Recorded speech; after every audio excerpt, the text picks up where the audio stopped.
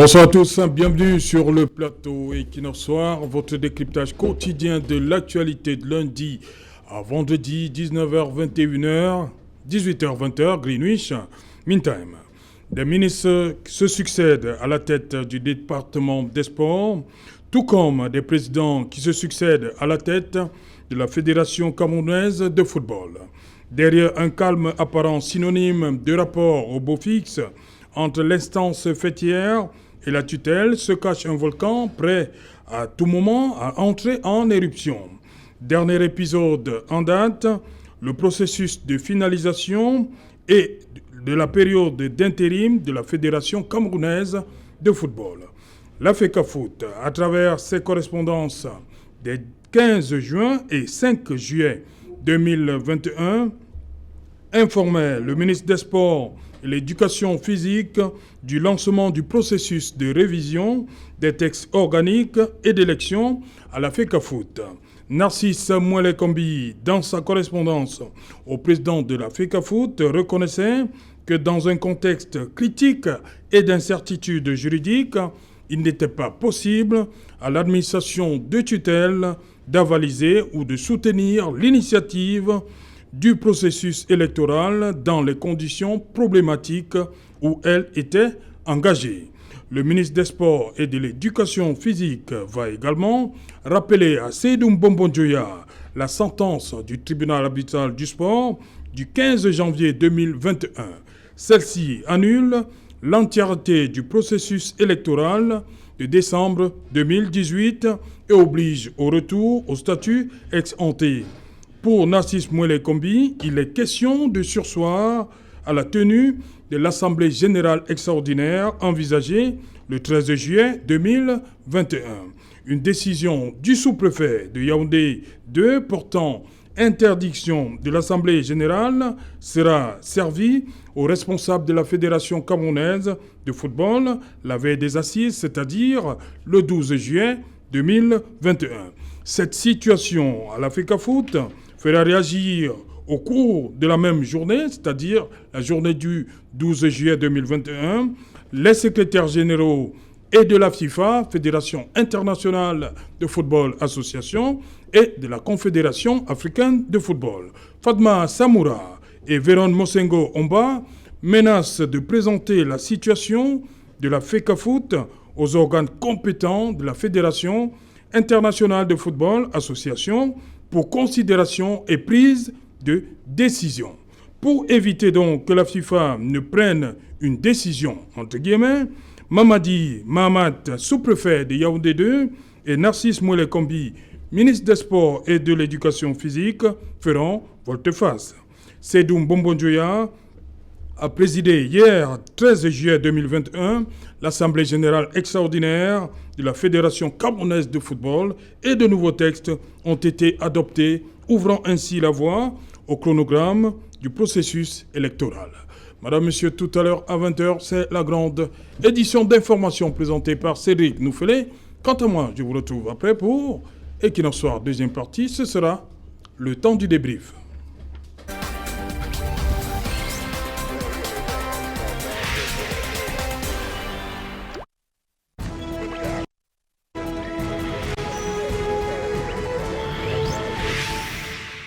Assemblée générale extraordinaire de la Fédération camerounaise de football, la FIFA, Fédération internationale de football association, a-t-elle fait chanter le gouvernement? Pour tenter de répondre à cette question, nous avons invité en plateau Jean-Claude Youth, fils du Rassemblement démocratique du peuple camerounais. Bonsoir.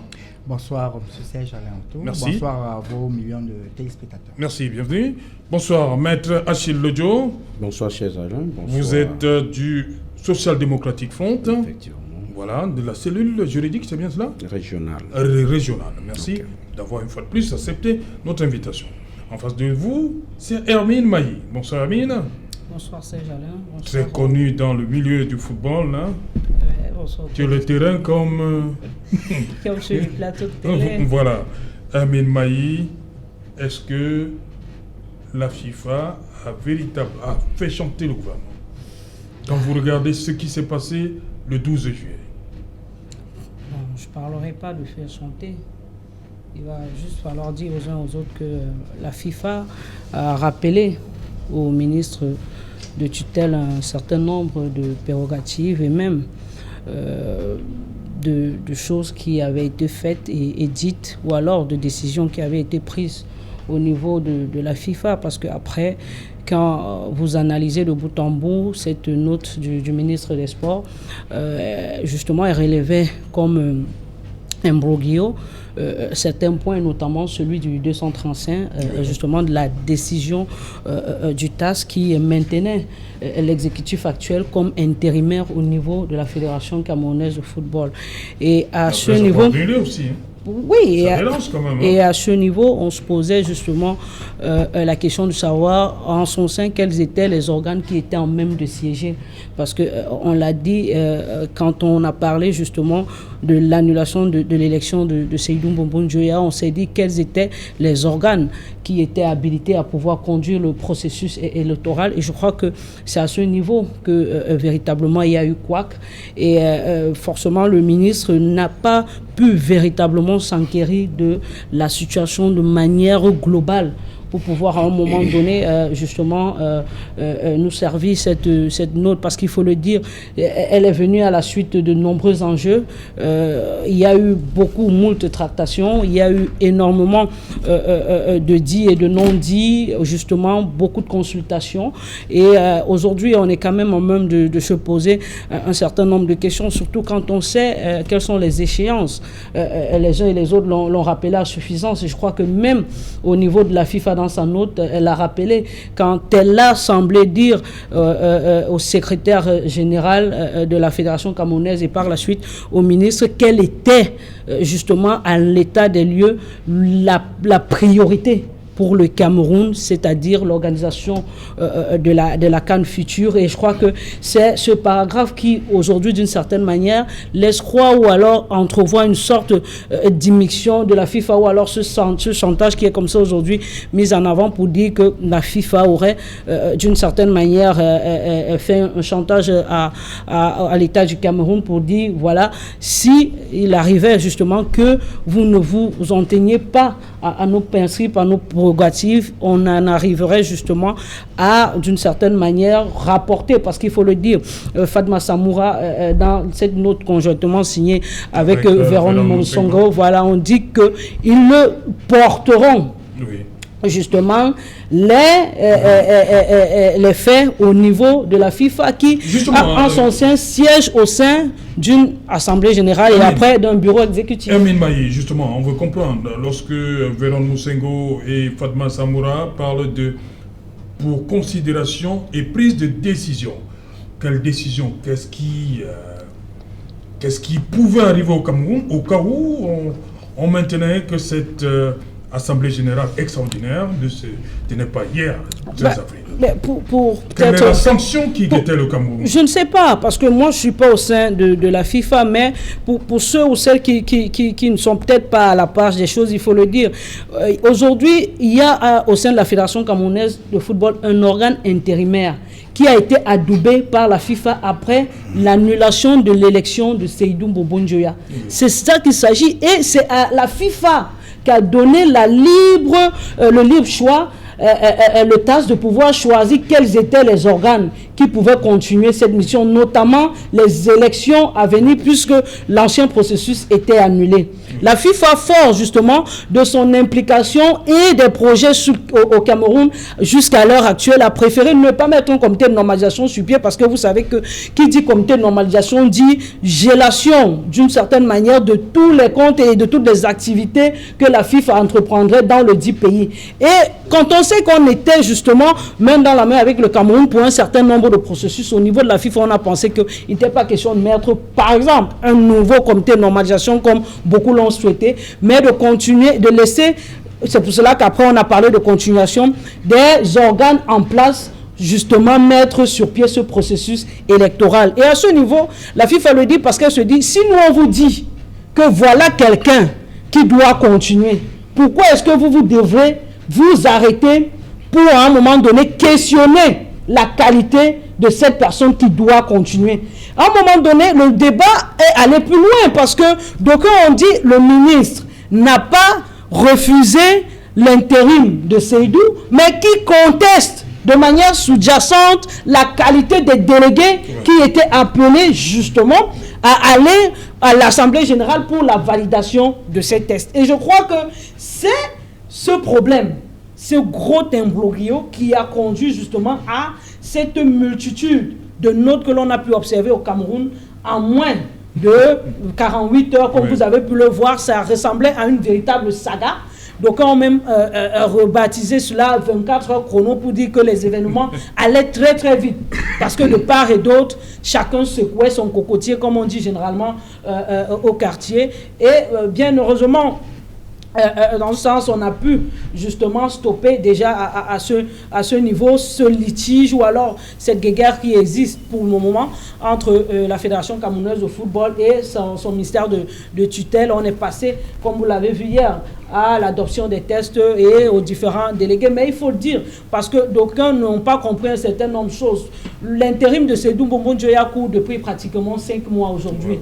Et justement, si aujourd'hui on en arrive à encore se poser la question sur la sentence, ce n'est pas la sentence, c'est la qualité des organes habilités à siéger, notamment ceux-là qui devaient justement prendre part au processus ou alors à l'Assemblée générale qui a eu hier, notamment la qualité des délégués que l'on a justement eu du côté de Yaoundé. Et c'est à ce niveau qu'il y a eu un véritable problème. Et je crois que c'est ça. Donc nous ne sommes pas sortis de l'auberge, Hermine?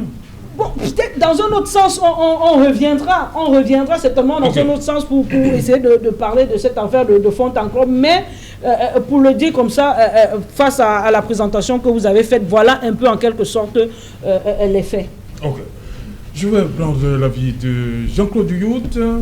Vous avez suivi le ministre qui demande de surseoir à la tenue de cette AG le 9 le 8 juillet.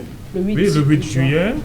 Le sous-préfet de Yaoundé 2 qui interdit le 12, 1h. La FIFA, bon, le SG de la FIFA et le SG de la CAF font leur sortie.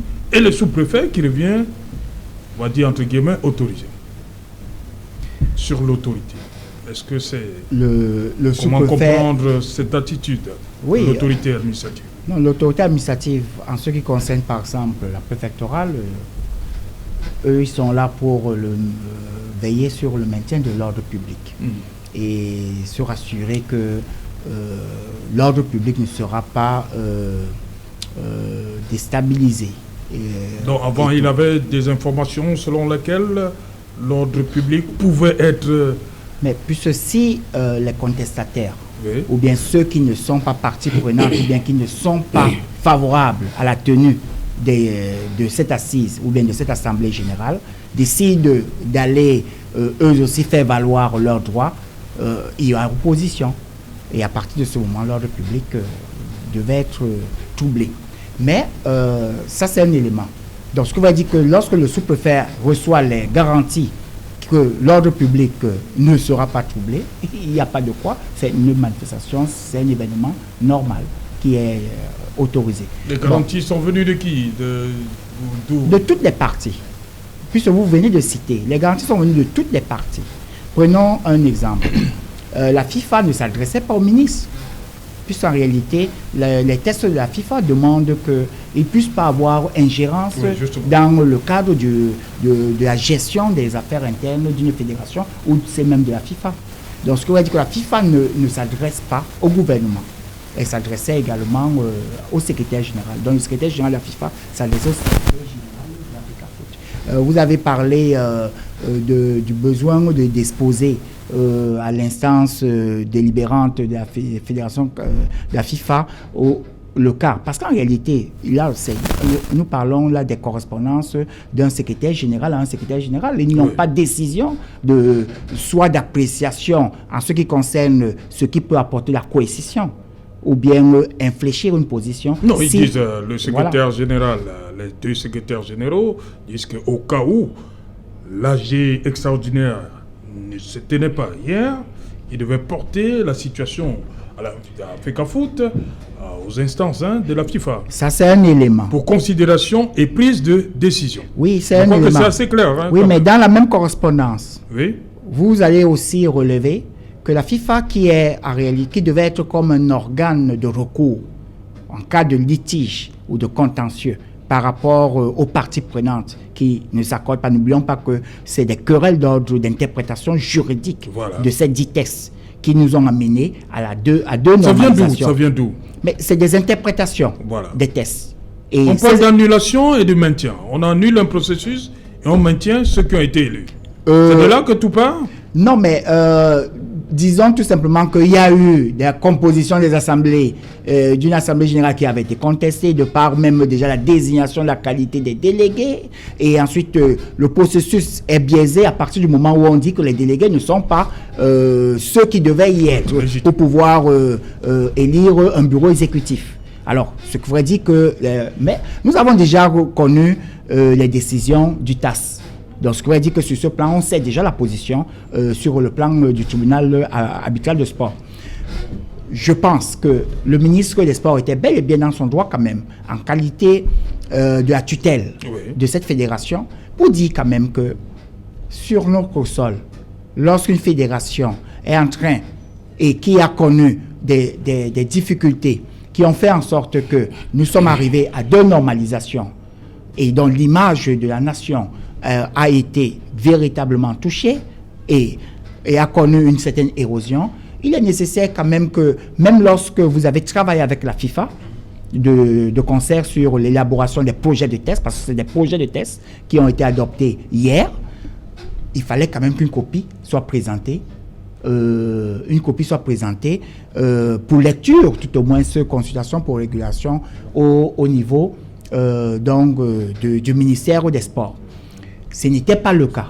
Alors, lorsque le ministre a donc souhaité connaître également ces éléments, il a eu tous les éléments de garantie apportés par la FIFA, qui a démontré à travers la correspondance que toutes les dispositions ont été prises pour accompagner la Fédération camerounaise de football. Et effectivement, l'Assemblée générale a eu lieu et s'est tenue dans de très, très bonnes conditions. Donc maintenant, nous disons tout simplement que les tests ont été adoptés. Il faudrait que toutes les parties prenantes s'engagent à les respecter, parce qu'en réalité, les tests qui ne sont pas respectés, nous allons aller dans une phase où les tests vont être querellés à l'infini. Tout simplement. Il faudrait qu'à un moment donné, qu'on s'arrête. Tout ce qui s'est passé hier sera contesté, hein? Non, nous disons que pour l'instant, jusqu'à preuve de contraire, nous n'avons pas encore suivi un son de cloche de contestation. Parce que vous vous souvenez que parfois même, au soir même d'une élection du bureau exécutif, on avait déjà des contestations et certains qui nous promettaient même déjà que depuis la chambre arbitrale ou bien le tribunal arbitral du sport, il ne devait avoir contestation et demande d'annulation. Bon, pour l'instant, nous disons que les parties prenantes s'engagent à respecter ces 10 textes-là. Maître Achille Lodjo, est-ce que lorsque Véron Moussengo Omba et Fatma Samoura disent qu'au cas où l'AG ne serait pas organisée, la situation de l'Africa Foot serait portée devant les instances compétentes de la FIFA pour considération et prise de décision? C'est là où tout s'est joué pour qu'on constate ce rétropédalage et du ministre des Sports et du sous-préfet de Yaoundé 2. Ben voilà, moi je pense qu'à travers cette disposition dont vous venez de donner lecture, je n'aurais pas la même appréciation que la première intervenante en disant que c'est un chantage. Oui. Non, la FIFA... dit que c'était un chantage. Bon, dans tous les cas... Oui. Vous avez semblé faire croire à l'opinion que la FIFA tenait le Cameroun. Dans tous les cas, je voulais par là dire qu'à travers cette disposition, la FIFA vient de dire tout simplement au Cameroun le sens de leurs relations. Oui. Il ne s'agit pas des relations horizontales, oui, mais leurs relations sont verticales. Ça, c'est ce qu'il faut comprendre. La première des choses. Est-ce qu'il faut que vous compreniez? Oui, c'est ce qu'il faut comprendre. Et je pense aussi qu'au Cameroun, quand cet énième bras de fer entre l'Africa Foot et le ministère du Sport, des Sports et de l'Éducation physique s'est posé, moi, je me suis dit que voilà encore un autre bordel dans lequel on veut salir l'image du Cameroun. Quand on parle du sport ou alors du mouvement sportif dans son ensemble, il se pose un véritable problème de coordination des interventions de tous les acteurs du mouvement sportif. Beaucoup ne connaissent pas leurs droits et leurs devoirs. Beaucoup ne savent pas jusqu'où va leur champ compétentiel. Beaucoup pensent que, en tant qu'autorité de tutelle, comme j'ai vu dans la note du 8 juin de Monsieur le ministre des Sports, il se doit de tout faire. En réalité, les relations entre le ministère de tutelle et les fédérations sportives sont clairement codifiées. Mais seulement en la matière, dans le cas précis. Il ne fallait plus revenir, comme le ministre l'a fait, sur la loi de 2018. Il fallait tout simplement que l'on respecte l'esprit et la lettre de la sentence du TAS. C'était tout. Alors, quand le ministre, à travers sa correspondance, vous fait comprendre qu'il y a non-respect de l'article 88 alinéa 2 de la loi du 11 juillet 2018 portant organisation et promotion des sportives, très bien, physique et sportive au Cameroun. Et continue, le plus important pour moi que je retiens entre autres comme grief, c'est le non-respect de cet esprit et la lettre de la sentence. Oh, monsieur le ministre, moi je pense que vous êtes au courant de ce que le chronogramme, n'est-ce pas, d'implémentation de toutes les activités liées à ce processus a été fait. Je veux dire, ce chronogramme a été arrêté en parfaite harmonie avec la FIFA. Non, mais le ministre Moulé Kombi dit justement que ces documents n'ont jamais été portés à sa connaissance. Moi, je dis encore que... Moi, je dis que, est-ce que ça relève de sa compétence? Alors, il est au courant. Dans un souci, véritablement, de préserver l'image du Cameroun qui est déjà tellement écornée, moi, je pense que le ministre pouvait passer de façon sympathique un coup de fil, n'est-ce pas, au responsable, je veux dire à Fatma, pour lui demander le sens du 235. S'il avait des doutes. Ou alors, il pouvait lui faire adresser une correspondance officielle pour lui dire, ben voilà, essayez de me donner le sens et l'interprétation du 233, 34, 35 de la sentence du TAS. Mais cela n'a pas été le cas. Moi, je pense tout simplement que le ministre le sait assez intelligent.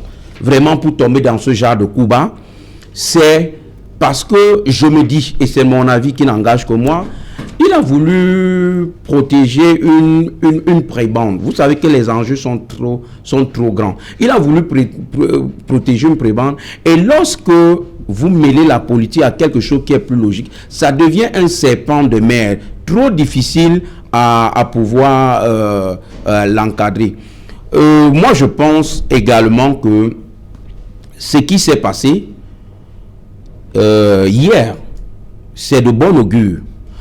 Parce que je peux vous dire que si le Cameroun n'organisait pas la CAN, je suis certain qu'on aurait mis sur pied une troisième normalisation.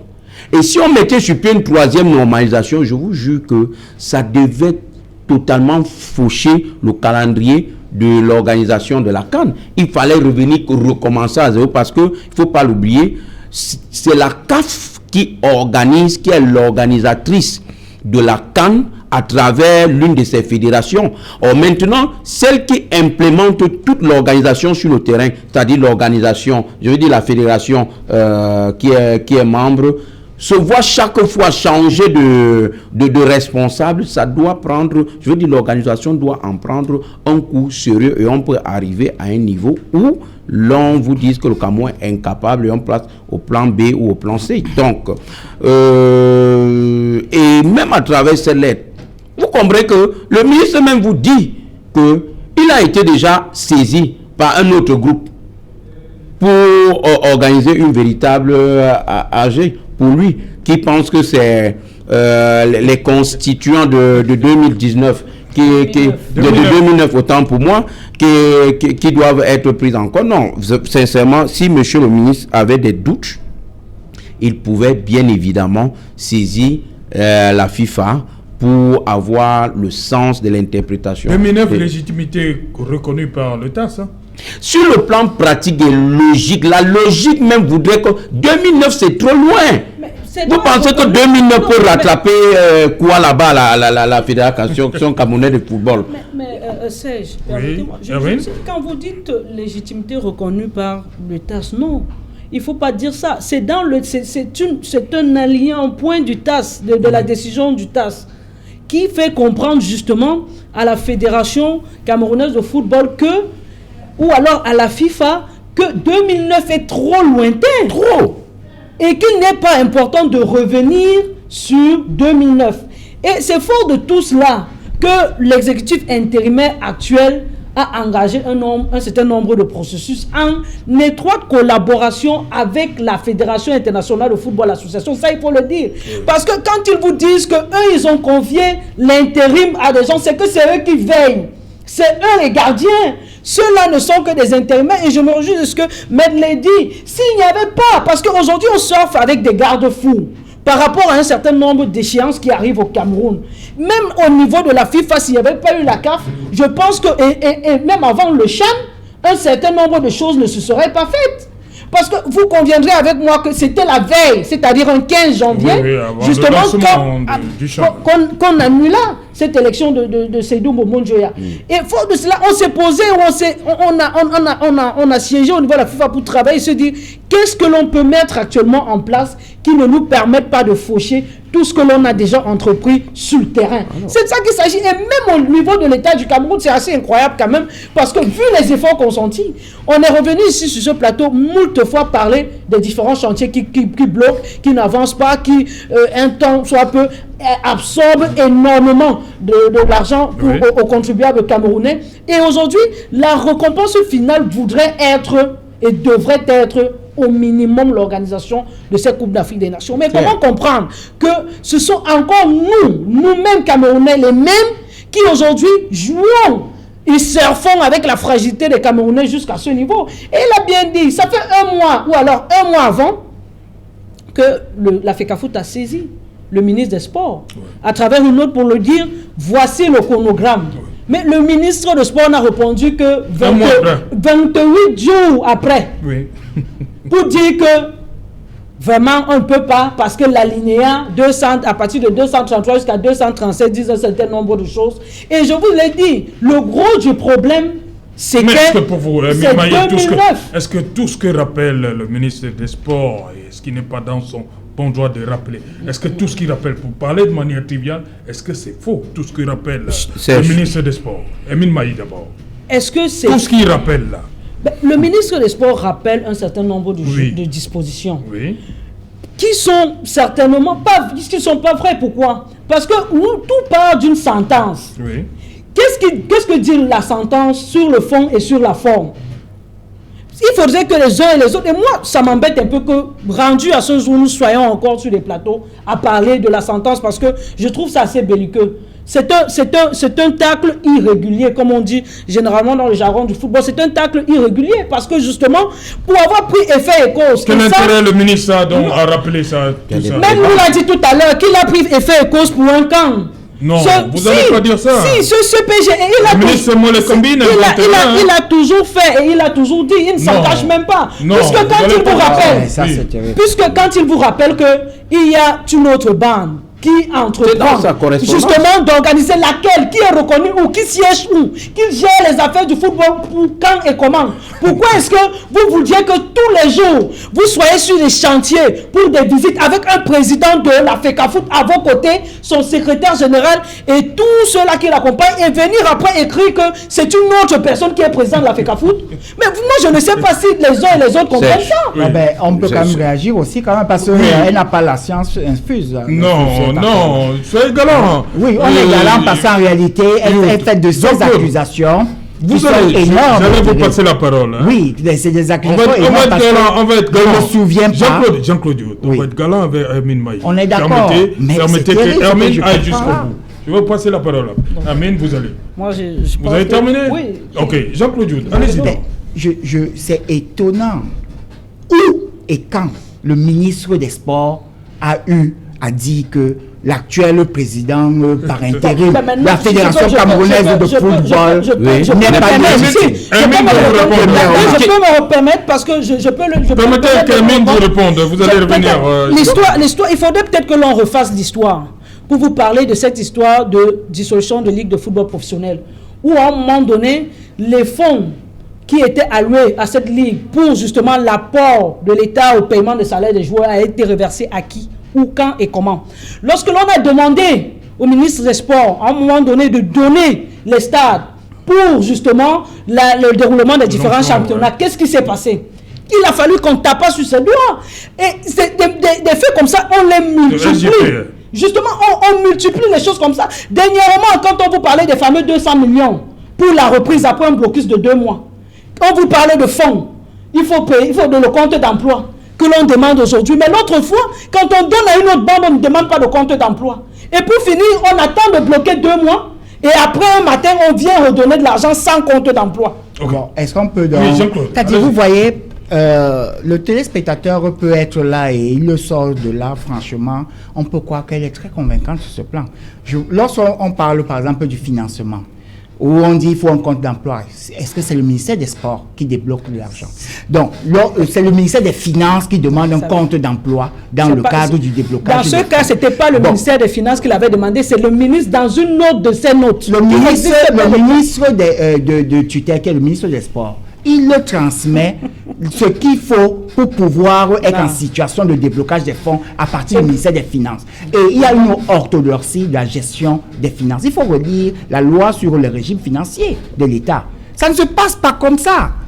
C'est-à-dire, ce n'est qu'au Cameroun où on peut imaginer qu'on peut du jour au lendemain décider de bloquer, de dire ok, au nom de l'opinion, au nom du fait que voici cet État-ci est en train de vouloir organiser une CAN, tout le monde est en même de pouvoir organiser tout ce qui peut créer de l'émulation et à partir de ce moment-là, l'État va suivre. C'est pas comme ça que ça fonctionne. Donc, ça c'est de un.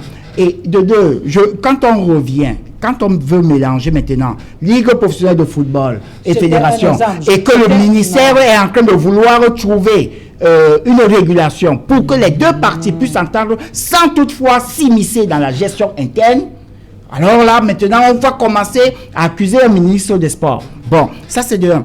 Et quand on revient même, la décision même du tribunal arbitral des sports, en réalité, disait que ce n'était pas cette équipe qu'on a décidé. C'est-à-dire que, avouons une chose, la FIFA a fait un passage en force en disant non.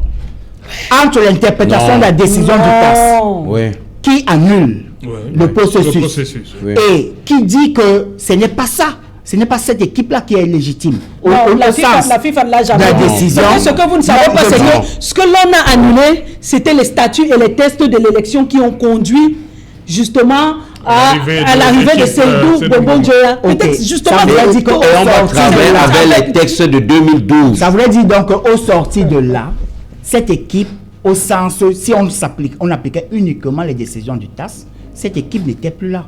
Mais entre-temps, la tutelle qui est le ministère des Sports n'a pas créé un problème pour pouvoir accepter l'organisation, les décisions de la FIFA. Mais ici, on dit tout simplement que n'oublions pas quand même qu'on est dans un pays. Et lorsqu'il y a des émeutes, lorsqu'il y a trouble à l'ordre public, ce n'est pas la FIFA qui viendra maintenir l'ordre public ici. Lorsque les uns et les autres vont se combattre, ce n'est pas la FIFA qui viendra le faire. Il reviendra à l'État. Et on dira même qu'il faudrait que l'État intervienne rapidement, sinon, ça montre que l'État est complice. Alors, pour prévenir donc des situations de trouble à l'ordre public et du besoin qu'on ne passe plus de situations de contestation à l'infini, de contestation à la contestation, parce qu'en réalité, on n'est pas sorti de l'auberge. Les tests qui ont été adoptés hier, s'ils sont contestés, on ira où? On ne va même plus saisir la FIFA puisqu'elle est partie prenante. Qu'est-ce qu'il fallait faire? Puisqu'elle est partie prenante dans le cadre de l'élaboration des textes. Donc on ira au TAS encore. Et après la FIFA va encore faire quoi? Non, c'est pour vous dire tout simplement que heureusement que nous avons un gouvernement qui est ouvert Et heureusement, nous avons un gouvernement qui a un besoin que tout puisse fonctionner de manière harmonieuse et de façon très simple pour que nous puissions avancer. Nous avons cette CAN à organiser. Mais il ne faudrait pas que le besoin d'organisation d'une CAN nous soit l'épée de Damoclès qui fait le chantage à tout un État ou à toute une nation. Il faudrait quand même que les uns et les autres sachent qu'il y a des préalables. Donc, le chantage de la FIFA? Non, je ne parle même pas du chantage de la FIFA, ou bien je parle tout simplement de certains qui veulent profiter de cette situation où nous sommes en train de vouloir organiser la CAN et se disent que, ok, à travers le besoin d'organisation de la CAN, l'ensemble des projecteurs sont sur le Cameroun, donc il suffirait de n'importe quoi, alors on va menacer la suspension ou bien la perte de l'organisation de la CAN. Alors, c'est à partir de ce moment-là, on dit que non, ce n'est pas comme ça que ça doit fonctionner. Je vous prends un exemple. Logiquement, les tests qui doivent être adoptés doivent avoir des délégués qui sont légitimes par rapport à l'adoption de ces tests. Nous le savons. Maintenant, ces délégués, ils sont désignés à partir de quels tests? C'est là où les uns les autres arrivent à se quereller. Et quand on repart maintenant sur la désignation de ces délégués, on va vous dire qu'au littoral, on n'était pas d'accord au niveau départemental de l'endroit. À l'ESCAM, on n'était pas d'accord, ainsi de suite. Mais moi, je me félicite, puisqu'on avance. Je me félicite du fait qu'au sorti de cette Assemblée générale extraordinaire d'hier, j'ai même suivi des délégués de l'extrême nord qui se félicitaient du fait qu'on a augmenté même leur nombre de sièges. Ça voulait dire qu'on a écouté leur voix et d'autres qui étaient satisfaits de ces tests-là. Nous disons, vous êtes en train de vous engager en ce moment. Vous êtes en train de dire que ces tests sont désormais bons.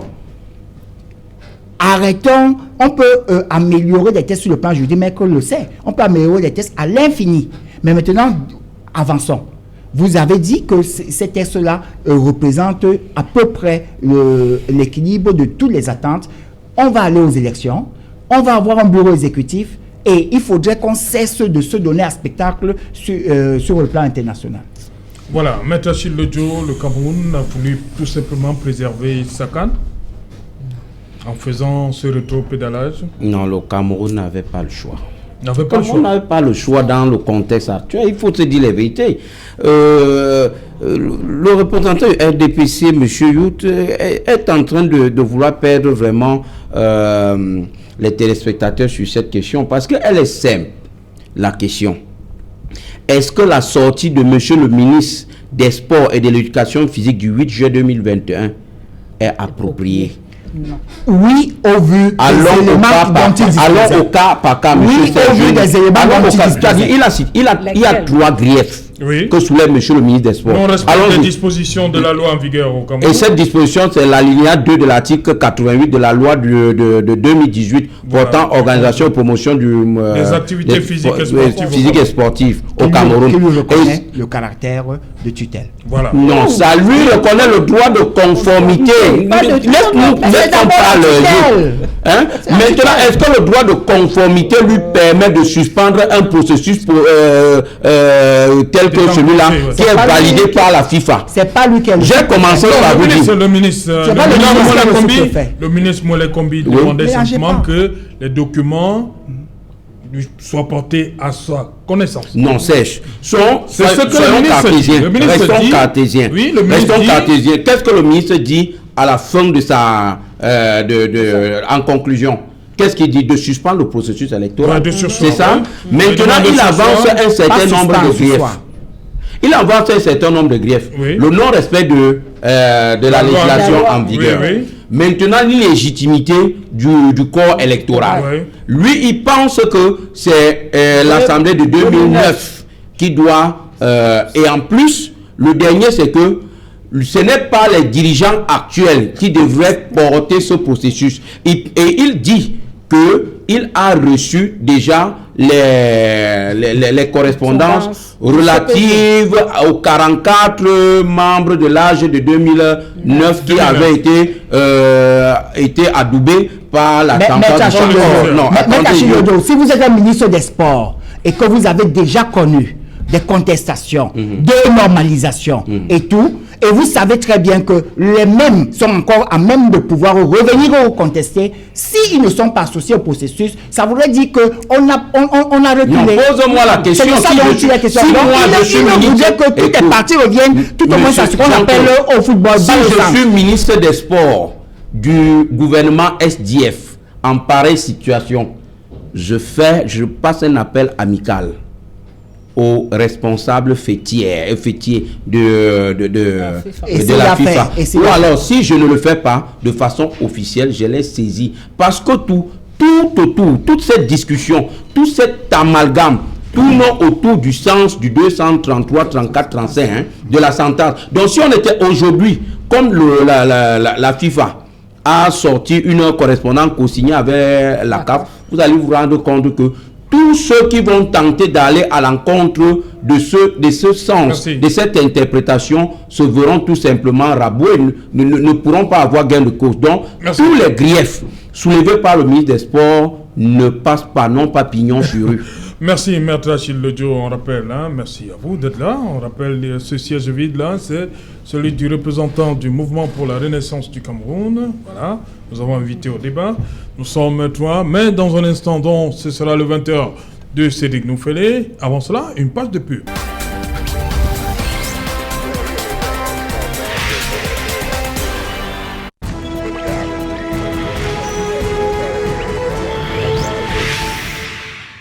Tour sur le plateau Equinoxoir, deuxième partie, c'est le temps du débrief, madame, monsieur, toujours en compagnie de Hermine Mailly, Maître Achille Lodjo et, bien évidemment, Jean-Claude Youth-Fils.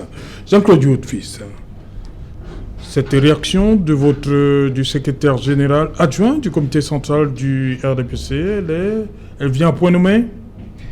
Elle vient à point nommé et elle est là pour rappeler aux uns aux autres que le président de la République est d'abord un citoyen, comme tout le reste, et puis nos concitoyens qui se revendiquent de la diaspora, parce qu'il faudrait dire que nous mettons tout dans cette appellation de diaspora. Qui se revendiquent de la diaspora? Qui se revendiquent de la diaspora, parce qu'il faudrait d'abord que, pour qu'on dise qu'on est Camerounais de la diaspora, il faudrait être Camerounais. Oui. Et être maintenant Camerounais à l'étranger et n'avoir pas renoncé à la nationalité camerounaise. Bon, vous avez l'identité de toutes ces personnes? Vous êtes sûr que... Je ne suis pas en train de... n'ont pas leur nationalité? Je ne sais pas si beaucoup ont cette nationalité, mais nous savons par exemple que... Ou bien non plus la nationalité camerounaise. Oui, on peut peut-être renoncer. Sur le plan des chiffres, on dit que nous avons près de 5 millions de nos concitoyens à l'étranger, mais nous avons 13 000 qui sont inscrits sur les listes électorales. Vous voyez un peu le gap. Bon, donc, là n'est même pas le problème. Nous savons très bien que le président de la République est un voyageur représentant. C'est tous les Camerounais et l'étranger qui sont inscrits sur les listes? Non, mais si vous faites des revendications et que vous voudriez que ces revendications soient d'ordre politique, économique et social et tout, ça voudrait dire que vous avez besoin quand même de vous intéresser à la gestion de votre pays. Et la gestion de votre pays, c'est participer également au processus électoral qui concourt donc maintenant à déléguer, à choisir les représentants de votre nation. Ou bien vous déposez les revendications qui sont les vôtres, ou bien qui doivent être portées par un parti politique. Apparemment, il y a un parti politique qui est en train de s'approprier le concept des marcheurs, ou bien de tous ceux qui veulent entourer les organisations de la marche, dont nous connaissons. La preuve en est que le président du MRC a félicité les marcheurs de la dernière fois et s'était aussi retracté à soutenir les marcheurs d'un autre camp. Malheureusement, nous n'avons pas un représentant sur ce plateau aujourd'hui.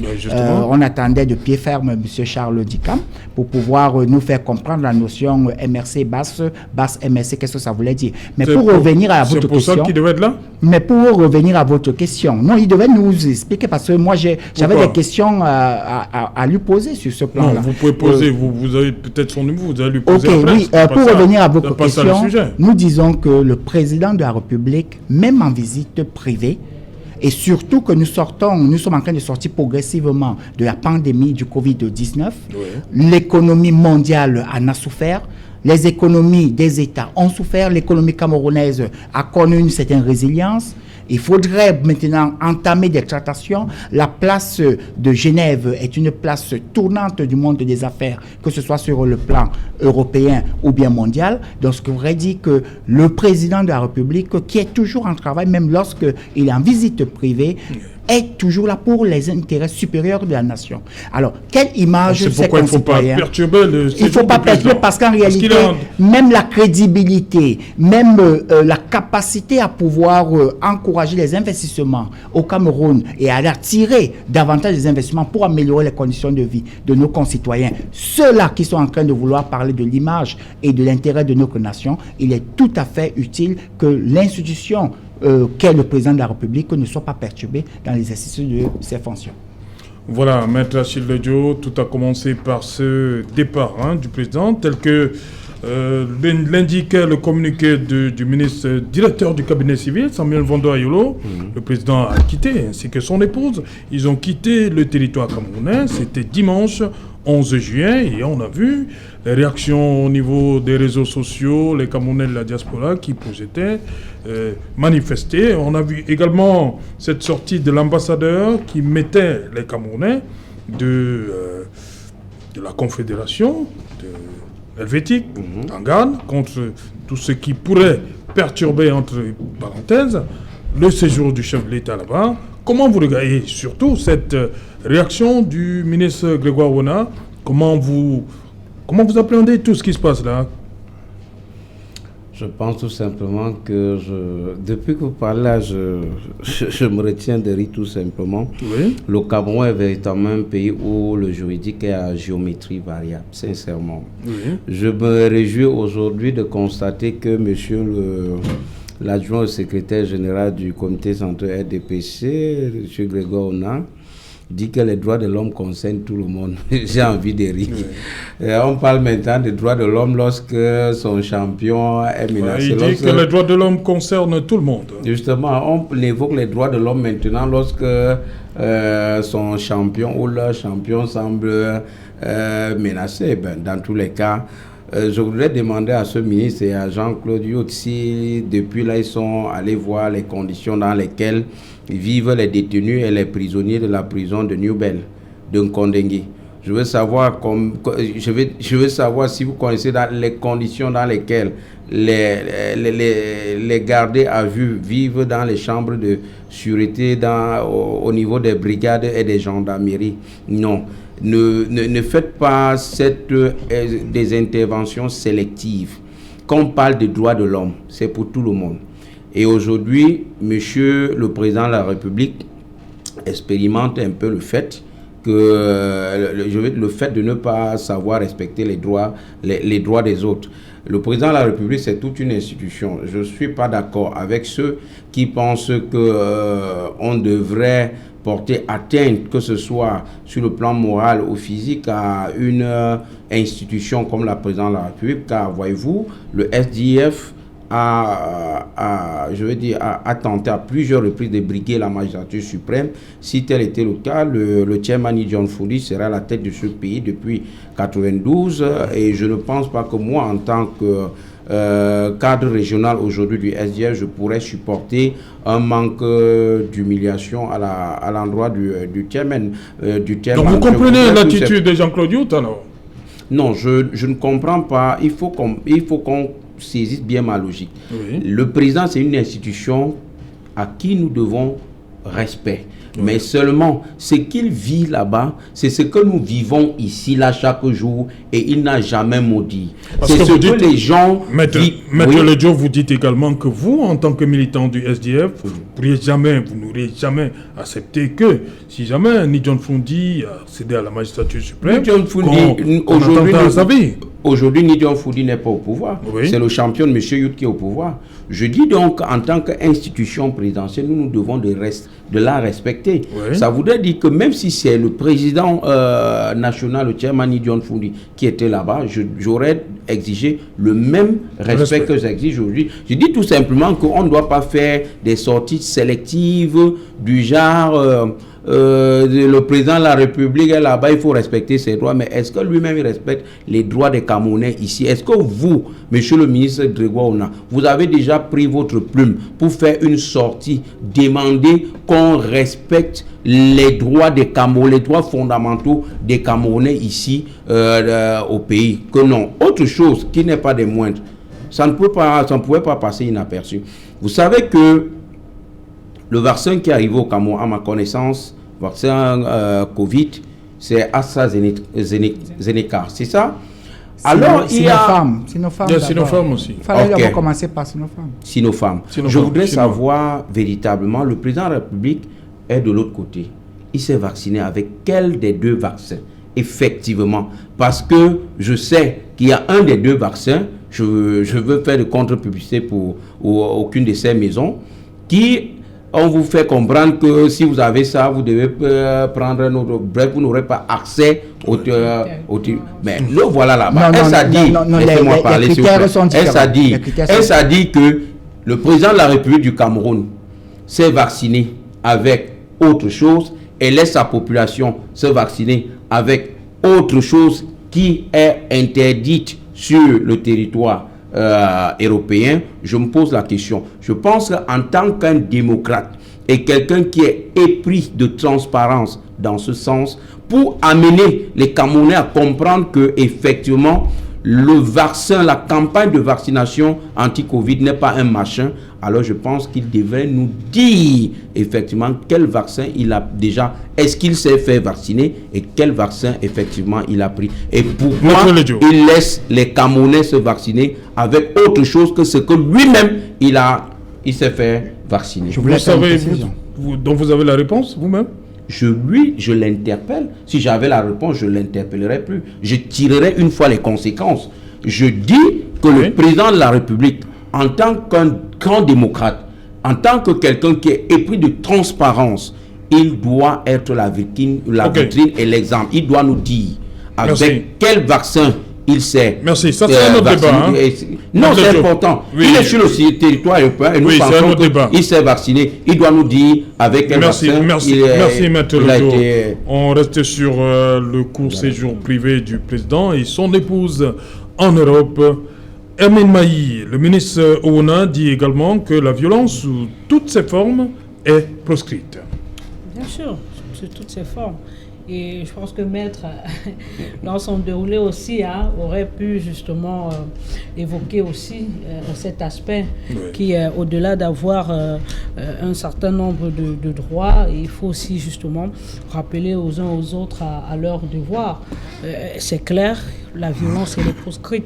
Moi, je resterai sur la forme de cette affaire pour dire, et peut-être d'une certaine manière essayer de rejoindre le ministre Ona, parce qu'après, on ne sait pas, est-ce un séjour privé? Sinon, est-ce que c'est dans le cadre du travail ou alors c'est un séjour privé dans lequel on profiterait également pour parler des affaires Jean-Claude Diop dit que même pendant le privé, le président travaille. Justement, c'est pour cela que je parle de profit. Même Yves Abama l'a dit hier. Exactement. C'est leur entendement. Le privé, c'est le privé. Il ne pas se reposer. Voilà, ce n'est pas exclu. Quand il part en séjour, non. Quand il part en séjour officiel, c'est bien dit, en voyage officiel. Et là-bas, il rentre avec beaucoup de, d'opportunités d'affaires.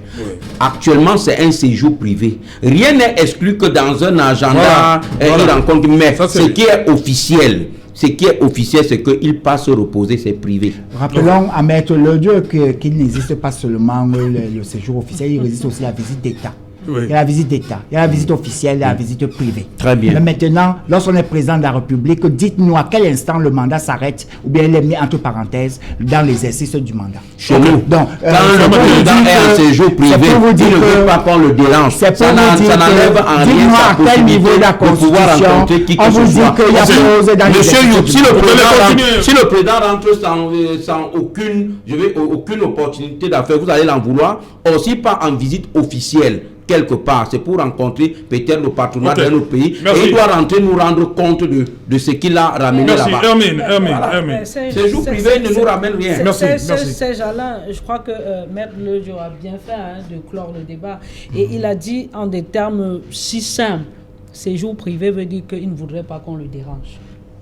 Moi, au-delà justement de ces manifestations qui sont annoncées, il faut déplorer cette manière de faire les choses ou alors d'aller revendiquer un certain nombre de choses. Parce qu'après, quand vous utilisez ce genre de méthode, jusqu'aujourd'hui, faisons un peu le ratio. Faisons un petit ratio depuis justement cette nouvelle manière de revendication, quelles sont les retombées, qu'est-ce que l'on a gagné à l'intérieur pour pouvoir se dire à un moment donné qu'il faut perpétrer ça ou alors appuyer dessus parce que c'est certainement à ce niveau qu'il y aurait du résultat. Et après, moi je le dis, le chef de l'État allait se reposer dans ce jour privé, il n'aimerait pas qu'on le dérange. Okay. Je voulais donner une précision. Dans le cadre de ce qui est présenté apparemment comme carnet vaccinal, pour les différents voyages et tout. Il n'est pas mentionné que le vaccin est le seul élément obligatoire ou bien de vérification. On vous dit que vous pouvez présenter un test Covid datant de moins de 48 heures. S'il est négatif, vous voyagez. Donc, et autre chose... apparemment, mais que le Dieu, apparemment, mais qu'Achille, le Dieu voudrait tout simplement faire l'émission à lui tout seul. Ok, vas-y. Bon, et on vous dit également que nous sommes au Cameroun. Le Cameroun n'a pas préconisé le vaccin comme un élément obligatoire. Pourquoi maintenant vous voudriez que l'institution puisse être en situation d'obligation? Mais par contre, on vous dit que l'institution a prêté le bon exemple parce qu'il a apporté un certain nombre de garanties à la population pour démontrer que c'est pour le bien-être de ces populations afin que nous puissions atteindre l'immunité collective. Merci. Et nous disons autre chose encore. Troisième point, la Suisse, par exemple, c'est pas le vaccin. On n'est pas sur le vaccin. Oui, non, juste... c'est un autre débat. D'accord, la Suisse n'est pas un pays de l'Union européenne. Oui. Donc, ce qui voudrait dire que les éléments qui sont préconisés au sein de l'Union européenne ne sont pas les mêmes qui s'appliquent en Suisse. Voilà, on va rester sur cette autre déclaration du ministre Rona. Il dit le chef de l'État a droit à sa vie privée. Il est libre d'aller et de venir partout dans le monde. Mettez-le tout. Serge Alain, vous savez, quand les intérêts d'une prébande sont en jeu, les gars sortent de n'importe quoi. Effectivement, je l'ai dit à l'oreille de mon propos sur cette sortie du ministre Grégoire Ona. Le président de la République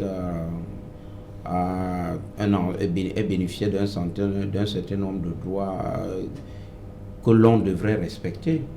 Et alors, je ne vois en quoi ce qu'il dit là, je pourrais apporter un contredit. Sauf que je ne voudrais pas que des sorties pareilles soient sélectives. Voilà tout mon problème. Je ne suis pas de ceux-là qui pensent que le président de la République est une institution qu'il faut absolument, à laquelle il faut absolument s'attaquer n'importe comment et n'importe quand. C'est quand même l'image du Cameroun qui en prend un coup, et un coup très sérieux. Et je pense également que la diplomatie camerounaise et suisse sont en train de faire un travail que j'apprécie, question de préserver l'image de ce pays. Car voyez-vous, il ne s'agit pas de l'image du président de la République, mais du Cameroun tout entier. Tout à l'heure, on parlait du ministre des Sports et de l'Éducation physique. Il ne s'agit, quand vous voyez une telle correspondance qu'il a pondue, entre guillemets, vous comprenez que à travers cette correspondance, c'est l'image du Cameroun qui est dans la boue. Donc, pour moi, je pense tout simplement que je fais mienne ces prescriptions du professeur Grégoire, du ministre Grégoire Ona, sauf que je l'interpelle encore une fois de plus sur ce que les droits de l'homme, on n'en parle pas seulement quand les droits du président de la République, M. Biya, sont en jeu. On en parle également lorsque le concitoyen avec qui nous sommes chaque jour, ses droits sont aussi violés. Je n'ai jamais, je dis bien jamais, entendu ce secrétaire général adjoint faire une sortie, commettre une tribune pour s'offusquer de ce que l'on observe en termes de violation flagrante des droits de l'homme qui existent au Cameroun. Non, il ne l'a jamais dit. Non, je dis que vous êtes en train de vous répéter tout simplement. S'il fait des sorties, c'est juste pour préserver les intérêts de sa prébande, c'est tout. On disait que vous l'avez déjà dit. Jean-Claude Wout, pour vous, qu'est-ce qui explique cette haute réaction des Camerounais vis-à-vis du président? Comme disait Ramin Maï, c'est depuis un certain temps que ça... On connaît ça, chaque fois que le président Biya est en Europe, hein, surtout en Suisse, il y a ces sorties-là des Camerounais de la diaspora. Tel que le dernier séjour du président, c'était en juillet 2019, ça fait exactement 2 ans. On a vu ce qui s'est passé là-bas. Le président repart et ils ont décidé de remettre ça. Qu'est-ce qui explique ça? Comme la plupart des présidents du monde, lorsque nous avons tous connu la période véritablement du pic de la pandémie du Covid-19, les voyages et les déplacements, que ce soit des diplomates ou des chefs d'État, ont été vraiment limités. La notion des visioconférences a apparu, y compris au niveau même des conférences internationales et tout. Donc, ce que veut dire que au moment où maintenant le monde et la planète tout entière a pris un tout petit peu du poil de la bête et que nous savons à peu près maintenant comment nous pouvons faire pour atteindre l'humilité collective, il est nécessaire maintenant de penser à une relance de nos économies. Donc c'est tout à fait normal. Mais en réalité, avant d'arriver au niveau des accords de signature qui sont des éléments peut-être de ratification et tout, on commence à avoir pas des négociations en back-office. Et les négociations en back-office peuvent être faites d'abord de manière privée avant d'en arriver sur un plan d'officialisation. Donc, pour nous avons salué, au RDPC, nous saluons cette sortie du président de la République. Et nous nous indignons maintenant face à ces concitoyens qui disent aimer le Cameroun, qui disent qu'ils sont des compatriotes, des patriotes de la nation, des défenseurs même de la nation, mais ils sont en train de saquer l'image parce que ce sont les mêmes qui ont détruit les ambassades du Cameroun à l'étranger. Nous les connaissons. Ce sont les mêmes qui se sont réunis à Cologne pour acheter les armes et qui ont tué et qui continuent à tuer nos concitoyens au nord-ouest et au sud-ouest. Donc, à partir de ce moment, nous nous posons la question de savoir quel est véritablement leur agenda. Quel est véritablement leur agenda politique, économique poursuivi? Est-ce que le but est véritablement de pouvoir amener les Camerounais à vivre de façon harmonieuse et dans un climat de développement, ou bien c'est juste de créer un chaos, ou bien de pouvoir saquer l'image de notre pays sur le plan international que nous avons construit pendant des années, grâce à une diplomatie forte, à une diplomatie maîtrisée et véritablement structurée du président de la République, son Excellence Paul Biya. Okay. Donc pour nous, la sortie du ministre secrétaire général adjoint Grégoire Oona est pour pouvoir rappeler à ceux-là, à ses concitoyens, de savoir que nous sommes à l'étranger, nous avons d'abord une image, nous avons les couleurs de notre nation à défendre et que le président de la République est un être humain également comme eux, une institution qui a droit maintenant, lui aussi qui a droit à ce que tous ces droits aussi soient respectés. Juste pour répondre à Maître Achille Ledio, c'est que au Cameroun, nous avons la justice. La justice est là, garant des droits de l'homme, garant de tous les droits. Mais c'est pour ça que toutes les affaires sont pendantes et vous attendez les décisions de justice. Je le vois, je dois travailler. Laissez aussi ces droits soient violés. Ramin Maï, est-ce que tout ce qui arrive là arrive un peu comme par surprise, quand vous-même, vous savez que jusqu'en 2019, chaque fois que le président s'est retrouvé là-bas, il y a toujours eu ces sorties de ces Camerounais de la diaspora. Est-ce que on se dit, avec 2 ans passés au Cameroun, on peut repartir, les esprits, ça s'est calmé un tout petit peu. Donc ce qui arrive là, on savait que les Camerounais allaient réagir de la sorte, une fois le président Biya en Suisse. Bon, les Camerounais, je ne sais pas trop. Hein, mais ce ne sont pas les Camerounais? Oui, quelques Camerounais, disons-le comme ça, quelques Camerounais. Mais je voudrais ici que l'on interroge beaucoup plus le bien fondé, le comment et le pourquoi justement telle manifestation. Là, oui. On vous avait dit, la première c'était 2019, entre 2019 et 2021, il y a eu certes la dernière. Parce oui, la dernière justement, depuis justement, entre 2019 et 2021, il y a eu la Covid. Au milieu, qu'est-ce qu'il y a eu? Justement, quelles sont les retombées qu'a-t-on tiré comme leçon de la sortie de 2019, y a-t-il des avancées pour pouvoir aujourd'hui venir perpétrer à nouveau une pareille sortie? Je pense que si on l'a renouvelée, ça veut dire qu'il n'y a pas ça n'a certainement pas marché en 2019. Et si ça n'a pas marché en 2019, certainement que dans la tête de ses compatriotes, il y a que, bon, on peut essayer de bousculer encore pour pouvoir avoir quelque chose, mais je pense que la démarche n'est pas bonne. La démarche n'est pas bonne et c'est pour cela que moi, je m'offusque. On l'a dit, séjour privé qui peut justement permettre de coiffer quelques petits problèmes ou alors de résoudre quelques petites équations, d'entrer en contact avec plus d'un. Mais même si c'était dans le cadre du travail, est-ce que vous pensez que avoir le Cameroun aujourd'hui qui ira signer des partenariats avec d'autres pays quand on sait aujourd'hui que l'on a besoin d'un certain nombre de choses? Parce qu'il faut le dire, les différents problèmes que l'on évoque ici datent de Mathusalem. Donc c'est pas comme si c'était des faits nouveaux. Quand on parle aujourd'hui de liberté, comment est-ce qu'elles sont violées, elles sont piétinées aujourd'hui au niveau du Cameroun. On sait tous que ça importe. Aujourd'hui, c'est la loi du plus fort, disons-le comme ça, qui règne d'une certaine manière. Et ça pose véritablement problème. Moi, je ne dis pas non sur le fait qu'il y a beaucoup de choses à apporter dans la société camerounaise, à tous les niveaux, sur tous les plans.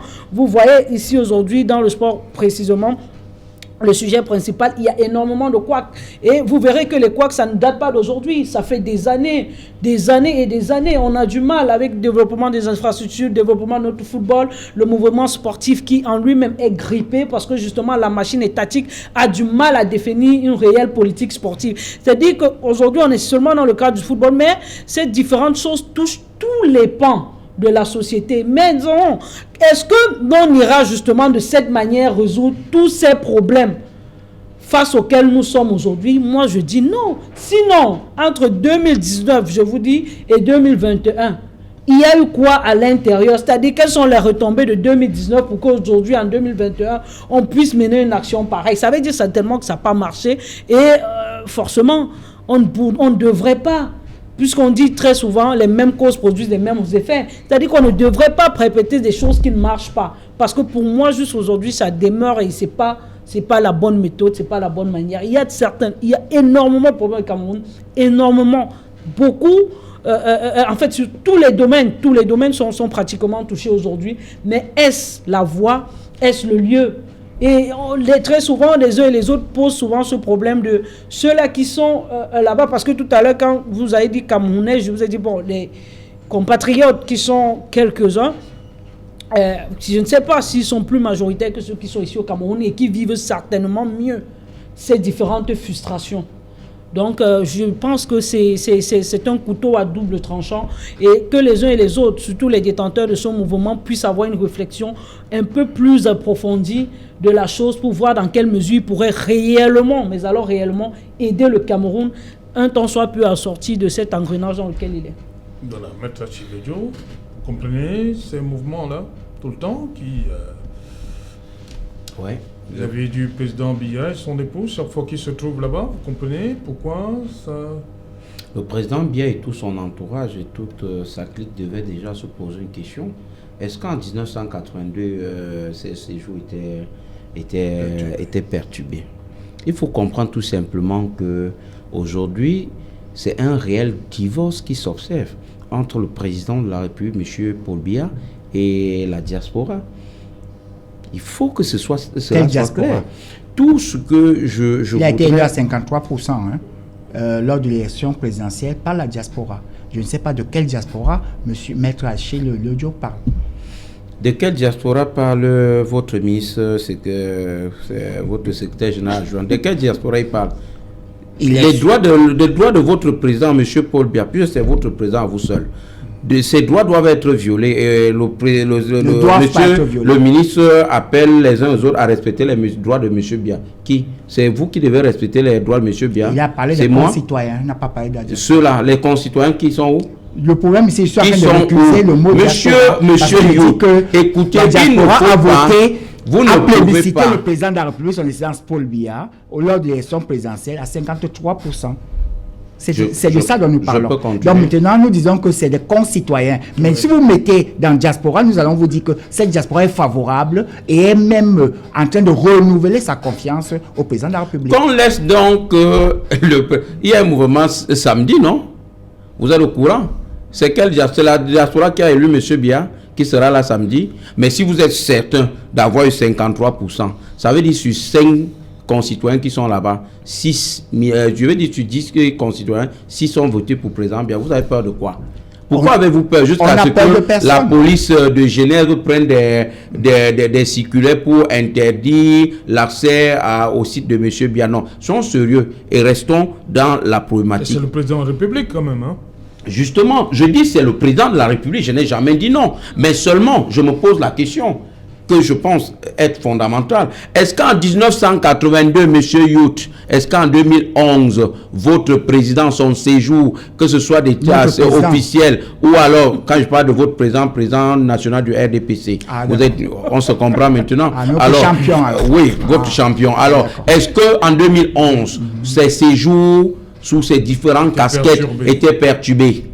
Il faut en tirer les conséquences. Je ne suis pas de ces Camerounais qui pensent qu'il faut juste critiquer pour critiquer. Je tire ici une sonnette d'alarme pour dire à monsieur le président de la République et toute sa clique que, effectivement, aujourd'hui, doit comprendre qu'il n'est plus la bienvenue en tant que président de la République au sein de la diaspora camerounaise. Laquelle? C'est un divorce. Laquelle? Que vous le voulez ou pas, c'est un divorce. Vous parlez de quel diaspora? Aujourd'hui, il est clair que M. Biya ne peut plus rester je veux dire dans son hôtel de luxe sans être perturbé. Mais j'ai été surpris quand même aujourd'hui de voir un rassemblement de personnes dans ce même endroit en train de scander son nom, père de la nation, président. On a oublié même que Aïdjo est le président de ils sont aussi de la diaspora, justement, ils sont de la diaspora. Vous reconnaissez aujourd'hui qu'il y a quand même diaspora. Non, je vais vous dire que diaspora. Si vous avez dit c'est qui ont gagné aujourd'hui, ils sont toujours de la diaspora. Effectivement. Ceux qui sont en train de vouloir marcher. La majorité absolument aujourd'hui semble être défavorable à vous, monsieur You. C'est un rapport de force. Aujourd'hui, c'est un rapport de force. Ne pensez pas que toute la diaspora en veut à votre président. Non. Ce qui est certain, c'est que la majorité de la diaspora n'en veut plus. Et moi, j'en conclus que c'est un divorce. Ce que je dois plutôt tirer comme démol relativement à cette sortie, notamment celle du 3 juin, c'est que je n'apprécie pas et je pourrais soutenir que dans vos sorties, chers concitoyens de la diaspora, que vous admettez dans vos rangs des gens qui ont les crapauds de la Bazonie. Voilà mon souci. Vous devez dénoncer cela. L'on est diamétralement opposé au SDF à une idée de sécession. Si des gens pensent qu'ils vont arborer les drapeaux de la Bazonie, qui est cet état fictif, alors et retrouver vos rangs et que vous acceptez, moi, je vous dis, à ce niveau, vous avez fauté. Mais sur le plan maintenant du fond, qu'est-ce que vous réclamez? Toutes vos réclamations retrouvent, ou alors nous nous retrouvons dans vos réclamations. C'est-à-dire, je suis dans le fond, c'est-à-dire la révision du code électoral de façon consensuelle, la libération des prisonniers politiques, et bien évidemment que l'on... Nous n'avons pas de prisonniers politiques au Cameroun, maître Achille. Vous êtes un juriste. Il y a des prisonniers politiques au Cameroun. Nous n'avons pas de prisonniers politiques, puisque si nous regardons les dossiers achats, ce ne sont pas des éléments d'ordre d'opinion politique. Bon, si on vous accuse par exemple d'insurrection, de renversement peut bien organiser notre débat et nous convient de je vous démontrerai point par point qu'au Cameroun regorge des prisonniers politiques. Voilà, merci. Oui, allez-y. Oui, justement, nous disons que sur la forme, nous pouvons avoir des différences d'approche, mais sur le fond, tenez bon, le combat continue. En 30 secondes, si vous le permettez, je voulais tout simplement dire que le Cameroun est en train de vouloir organiser un événement majeur et une CAN qui sera exceptionnelle. Nous avons besoin du concours de tous les concitoyens. Et je pense que le ministre des Sports et de l'Éducation physique est bel et bien dans cet esprit. La preuve en est que l'Assemblée générale de l'Africa Foot a eu lieu. Nous nous félicitons du fait qu'il y a eu une adoption de ces textes textes-là et nous appelons toutes les parties prenantes à pouvoir les respecter et que nous nous concentrons, tel que l'esprit même de la correspondance de la FIFA l'a dit, que le Cameroun va organiser un événement majeur du 6 janvier, du 9 janvier au 6 février 2022, qui sera un événement exceptionnel. Donc nous avons besoin d'une convergence de toutes les forces et soyons unis parce que notre nation est attendue. La CAN doit plus vous aider que aider les Camerounais, c'est tout. Voilà, merci Aimé Mailly pour sortir. Oui, je pense que ça a été un vous beau restez débat. Avec la diaspora ou bien vous êtes avec non, pour finir, l'AG de l'Africa Foot? Oui, il y a eu l'AG au niveau de la Fédération camerounaise de football. Vous avez pu écouter les uns et les autres sur les différents tests qui ont été produits. Je pense que c'est une saga qui est loin, mais alors très loin de se terminer au vu des différents éléments qu'il y a aujourd'hui en notre procession, surtout en ce qui concerne ces différents statuts. Maintenant, il y a certainement une compétition qui arrive rapidement comme ça au Cameroun, mais il faudrait, parce que les uns et les autres ne disent pas assez, le problème du Cameroun, c'est le Camerounais. Celui qui a voulu nous imputer le ministre des Sports était très grave. Mais bien heureusement, il y a une institution, ou alors il y a des institutions qui sont là et qui veillent au grain. Parce que entendre aujourd'hui chantage de la FIFA a eu moult avec la CAF de manière étroite. Ils ont eu moultes occasions de nous retirer cette compétition. C'est dire que si elle ne voulait pas que justement le Cameroun organise une compétition pareille, elle l'aurait repris depuis parce que cette compétition lui appartient. Maintenant, quand elle fait une note comme celle-là où elle rappelle aux uns aux autres que l'important ce n'est plus aux petites batailles parce qu'au niveau du TAS, on a tranché. L'important c'est dans l'organisation future d'une compétition majeure comme la CAN. Quels sont les éléments que vous devez mettre ensemble? Vous devriez marcher main dans la main pour une organisation parfaite. Mais si à partir d'aujourd'hui, vous commencez à vous diviser parce que d'un pan, il y a une entité ou alors le ministre du tutelle qui pense avoir tous les droits du monde sur justement la Fédération camerounaise de football, à ce moment, la FIFA et la CAF disent non. Non, certes, c'est la tutelle, mais elles devront aujourd'hui travailler aux côtés de la Fédération camerounaise de football pour l'accompagner dans l'accomplissement de cette grosse et lourde tâche à venir qui est l'organisation de cette CAF. Donc, il faudrait aujourd'hui que le ministre fasse très attention aux différentes personnes qui l'entourent et qui, à un certain moment, l'aident à s'enfoncer dans ce challenge ou alors ce défi, ce combat aujourd'hui qui est né entre l'Africa Foot et son ministère de tutelle. Je vous assure, il y a tellement d'incongruités en ce qui concerne ces différents tests, adoptions et ainsi de suite. Mais il n'aurait pas, ça fait très mal à l'image du Cameroun que de savoir ce ping-pong autour des différentes correspondances en seulement 24 heures. C'était ternir l'image du Cameroun, salir l'image du Cameroun une fois de plus par qui? Par nous-mêmes les Camerounais. Et il fallut que ce soit la FIFA qui vienne nous rappeler ce que nous connaissons déjà à cause de notre mauvaise foi. Et ça, c'est ce qui nous caractérise au quotidien. C'est-à-dire cette question d'intérêt et d'enjeu. Maître Ledjo l'a dit tout à l'heure, la CAN profitera certainement le plus à ces différentes personnes. Elle a commencé même à leur profiter depuis la construction des différents stades et ainsi de suite. Et non, vous allez faire réagir vous allez faire réagir la cerise sur le gâteau. Parce qu'on n'est pas en situation d'audit. Le Graal et la cerise sur le gâteau, c'est justement cette CAN qui brasserait des millions. Je vous assure. Donc moi, je ne sais pas à un moment donné si ils vous ont dit, Maître Youth avec leur ami, quand elle pipe pas d'audit, ils nous ont fait seulement le rapport même du CHAN. Commençons par là. Vous ne l'avez pas lu. Il y a eu un rapport général de l'organisation qui a été agressé. Il faut vous rapprocher de... Oui. C'est un rapport complet, technique et tout. Merci. Organisationnel. Rapprochez-vous des institutions. Merci. Ce sera un autre débat. Oui. Merci Amin Mailly d'être venu. Merci à vous. Jean-Claude Youth, fils. Le Rassemblement démocratique peuple camerounais, le RDPC, vous remercie de m'avoir convié une fois de plus sur votre plateau. Ok, merci. Merci, Maître Achille Ledjo. Oui, mon cher Serge Alain, merci de cette invitation. Je voudrais, en fermeture de cette édition, dire tout simplement au ministre des Sports et à l'ensemble du gouvernement du RDPC qu'on ne combat pas le désordre juridique par un autre désordre juridique. Ok. Voilà, madame, monsieur, nous sommes arrivés au terme de ce numéro Equinox Soir. On se retrouve demain lorsqu'il sera 19h. Bonsoir, Fogmimbang.